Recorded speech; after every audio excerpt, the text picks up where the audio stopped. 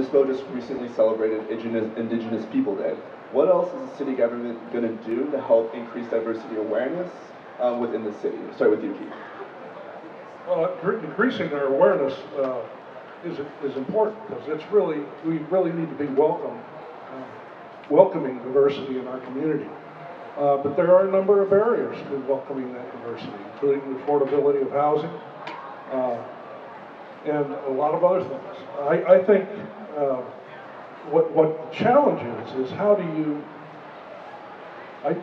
I know how to welcome diversity, but how do you manufacture it in public policy? It's an odd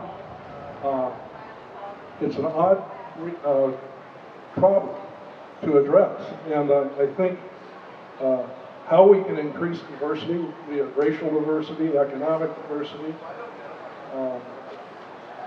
is one of the great riddles of our time, and I think we all need to work on it.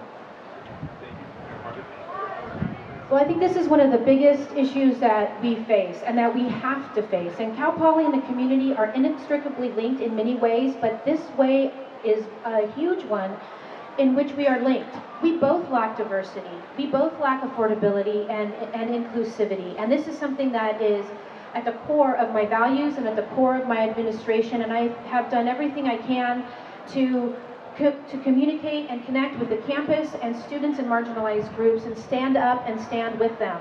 This is sometimes a point of criticism that people have for me, that I should just focus on potholes and, you know, building streets and things like that. But I completely 100% disagree, especially at a time when we have a total vacuum in leadership at our federal level, where we have attacks on basic human dignity every single day in this country. That is incumbent upon leadership to stand up and make a stand with people that are in marginalized groups. And so that is something I have done, and that is something I am 100% committed to doing.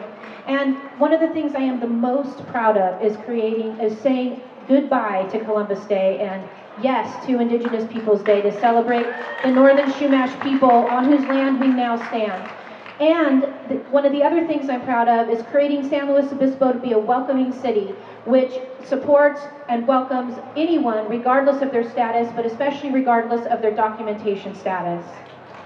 All right, thank you. Keith, your rebuttal. I think one of the biggest national issues that continues to defy resolution is the need for comprehensive immigration reform. We need to protect the DACAs, we need to find a path to citizenship for those who aren't here legally, and we need to have a secure border as well, not a wall. And I think what Donald Trump recently announced in terms of the 14th Amendment and trying to take away the birth status of those born to illegal immigrants here, to remove their birth status, is unconscionable. I can't believe that he's trying to do that. Thank you. Mayor Harmon, your rebuttal. So this is an area that I have a lot of concerns about my opponent, frankly, who said that the welcoming city, the sanctuary city status is not something that he supports. Quote, it's not his cup of tea. And also has compared the elite white incumbent residents to the N-word, saying that the NIMBYs, as they are sometimes called, which is a word people don't like, and I recognize that, and align them with the most marginalized group in our communities. And that kind of communication, especially in the culture that we're in right now, is a real concern to me, and I hope that people will recognize the problematic language that is and vote accordingly. Right, thank you. And we just got confirmation. We just got confirmation from our fact checkers that you did say that. So what is your rebuttal?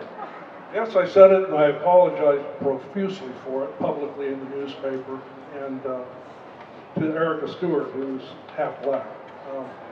And it was a really unfortunate thing for me to say, and I don't know why I said it, but I did say it, and I apologize for it. But both words, NIMBY and the other one, are pejorative terms meant to slight and marginalize a population that's important.